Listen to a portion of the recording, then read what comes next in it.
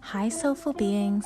Welcome to Sitting with Ourselves. This podcast space is for the deep discussions and reflections on many different aspects and areas about life and ourselves.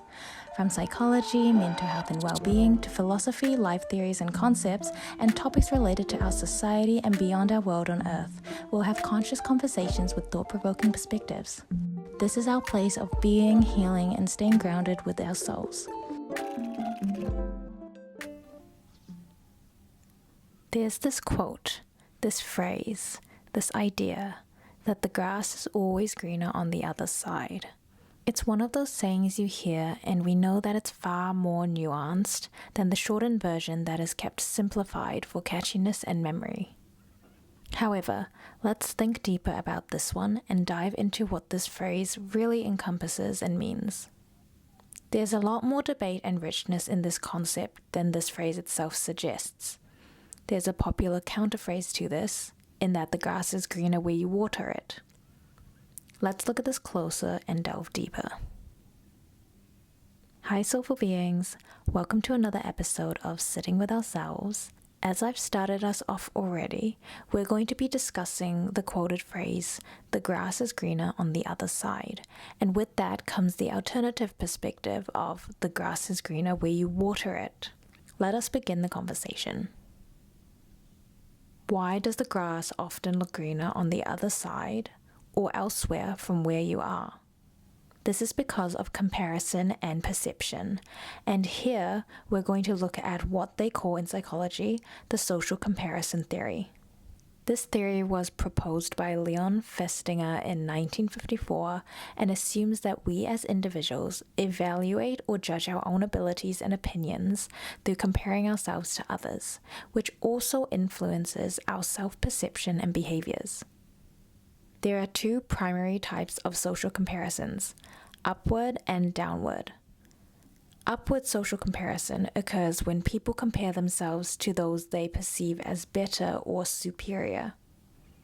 On the positive side, this type of comparison can motivate individuals to improve their own abilities or status. Downward comparison happens when people compare themselves to those they perceive as worse off. This type can enhance self-esteem and provide a sense of relief or satisfaction regarding one's own situation. When we compare upwards to people or situations that we perceive as better than our own, dissatisfaction increases. This is not necessarily because our situation is poor or worse off, but because the comparison of what we see as better amplifies the contrast between another's lifestyle and your own, for example, in which amplifies perceived lack. I also want to bring up something at this point that I remembered reading in the book, The Midnight Library by Matt Haig, and one of the lines mentioned about how want means lack, and how oftentimes when we fill that lack with something else, the original want can disappear. So this makes you think and question deeply. Do you really want what you think you want? Or is it something else that's missing or not fulfilling that space of perceived lack? Something for you and me as well to ponder on. Back to the social comparison theory, the body of research has found that exposure to idealized alternatives, including examples like other people's careers, relationships, and lifestyles, increases regret and dissatisfaction. We systematically overestimate the positives of alternatives and underestimate their costs. This is a cognitive bias known as rosy retrospection and optimism bias. Rosy retrospection tends to be associated with nostalgia, as mentioned in my Sitting with Nostalgia podcast episode. However, we can apply similar terms and understanding of this bias view through when we compare our current reality or life with another person's that we perceive as better. The thing here is that we don't see everything or the reality lived by that person. We only see it from the outside on what it looks to us externally and how we feel about it personally from where we are right now. We often forget that there are things behind the scenes that we don't see. The realities that we have in our own lives are also present in theirs. There are always going to be pros and cons, the perceived good and bad in all different careers, lifestyles, relationships. Essentially, we're looking through rose-tinted glasses in a more positive light than the real experience of it.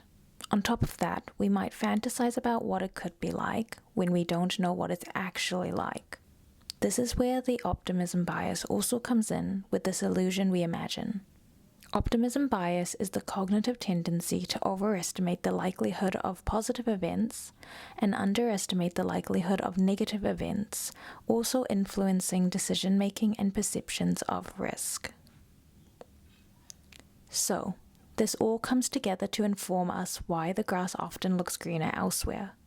The distance from it plays a significant role because it removes the friction in that we don't see the day-to-day maintenance, trade-offs, or stresses on that other side, and from where we are viewing it. Now, when it comes to switching fields from the one you're in to the greener side, even when people do move and take the action from this perception, such as a new job, entering a new relationship, moving to a new city, there is research on hedonic adaptation. Hedonic adaptation is a psychological phenomenon where people tend to return to a baseline level of happiness after experiencing positive or negative events. This means that despite life's ups and downs, people generally revert to a stable level of happiness or contentment over time. While this adaptation can lead to a sense of stability, it also implies that significant life changes may not have a lasting impact on overall happiness. This shows that the gains in positive feelings often tend to fade over time. Novelty boosts dopamine temporarily. But once the new situation becomes familiar, baseline satisfaction often returns. This explains why job changes can often feel relief or excitement initially, then report similar levels of dissatisfaction months later. Or when it comes to relationship transitions, these don't guarantee increased well-being unless deeper needs are addressed. The same applies to lifestyles. What someone may see as a dream life, and the moment they reach it and get there, it might not always or necessarily feel different, or as one anticipated or imagined it would feel. When it comes to comparison and fantasizing on top of that, these differ from the reality when attained. There's an important distinction to make here though. The move, action, change from one side to another, it doesn't mean that it is pointless. What it means is that change alone doesn't resolve unmet psychological needs. What about when this phrase is actually true and it is greener on the other side? The water your grass narrative can be invalidating when it's applied randomly without other considerations. Research in occupational health psychology suggests that chronic stress, misalignment of values, lack of autonomy, or emotional neglect are structural issues, not mindset problems. Therefore, in this context, staying and watering environments that are toxic, unsafe, or fundamentally misaligned predicts poorer mental health outcomes. Examples where the grass truly is greener on the other side are situations like leaving abusive or exploitative workplaces or relationships, moving from environments that suppress identity, growth, or safety, or shifting careers when core values are chronically violated. Those are just some examples where this phrase is true to the statement. In these cases, watering the grass can lead to burnout, resentment, or self-betrayal, rather than growth. So the alternative statement of the well-known phrase would not agree here. However, let's talk about that alternative perspective in a different scenario and situation where it would prove more true. The grass is greener where you water it view aligns with the role of agency in one's life and can connect with the self-determination theory, which emphasizes the importance of intrinsic motivation and 3 basic psychological needs: autonomy, competence, and relatedness. Self-determination theory posits that people have inherent growth tendencies and psychological needs that, when satisfied, lead to self-motivation and contribute to well-being. It suggests we're most motivated when we feel autonomous, competent, and connected with others. This is a psychological framework to support optimal personal growth and well-being. With those core elements of focus, where needs can be met within the current environment, intentional effort, such as with skill building, communication, boundary setting, and reframing, often increases satisfaction. Also, gratitude and meaning-focused interventions are associated with improved well-being and relationship satisfaction. So essentially, what this is getting at is that when our needs of autonomy, competence, relatedness are met, and motivation or our drive to perform an activity is for our own sake, out of personal interest, enjoyment, or fulfillment, we naturally show more positive results. The watering of your grass works when the soil is viable, and when growth is possible, repair is reciprocal, and effort leads to feedback and change. The grass is greener where you water it becomes about effort that nourishes these needs here. So what's pointed to in this saying is that satisfaction grows when you actively invest in conditions that support the needs of autonomy, competence, and relatedness, rather than passively waiting for fulfillment to arrive or going somewhere else to chase or find it, thinking it's anywhere else or on the other side. And this is assuming that it's a situation where it's possible to get where you are currently. If you don't feel autonomy or a sense of agency in choosing to water your grass, it may not grow if it begins to feel guilt-driven. If efforts don't lead to learning or efficacy, and leads one feeling stagnated, then the competence need isn't met, and watering turns into draining labor rather than nourishment. And lastly, watering implies reciprocity, so if the watering efforts aren't met, the grass can't sustain. If your psychological needs can be met with realistic effort and mutual engagement from your choice to water your grass, watering becomes powerful, and your grass has potential to grow greener where you are. However, if the answer is no, staying may undermine your well-being. In this, the grass is greener where you water it, if the soil allows roots to take hold. Let's ask ourselves the real question beneath the perspectives of this quote. We can dive deeper and ask ourselves a more helpful question. What need am I trying to meet by looking elsewhere? I'll let that sit for a moment. What need am I trying to meet by looking elsewhere?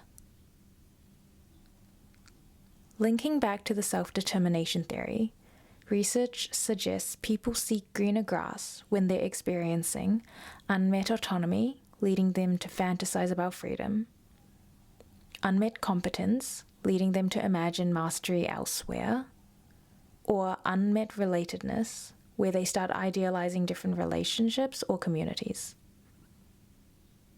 When we can name our needs, the solutions or options we take to address these needs become clearer. Sometimes the need can be met here, where we are, through change, boundaries, or effort. And sometimes the environment itself cannot meet that need, and leaving is an adaptive move, not avoidant. When we summarize this discussion on this quote, the grass tends to look greener due to cognitive biases and social comparison.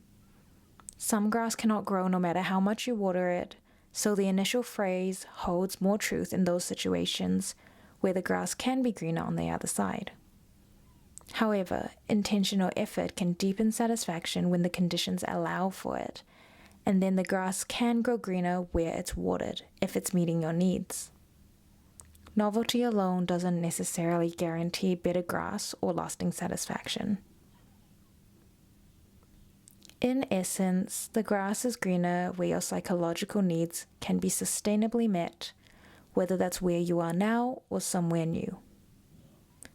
And a helpful tip to think about is that sometimes the wisest move isn't watering more or jumping fences from one place to another, But first, checking the soil. What do you think of that thought? Thank you so much for listening to this podcast episode on the quoted phrase and discussion on if the grass is greener on the other side or where you water it. As always, I would love to hear your thoughts and take on these perspectives and which one you agree with more. Hope to see you again for another conversation. Hitting the follow or subscribe button wherever you're listening to this podcast will allow you to see when we next have a session of Curious Conversations. If you do, we'll for sure get to see each other again for our next cozy catch-up. Until then, precious human, bye for now.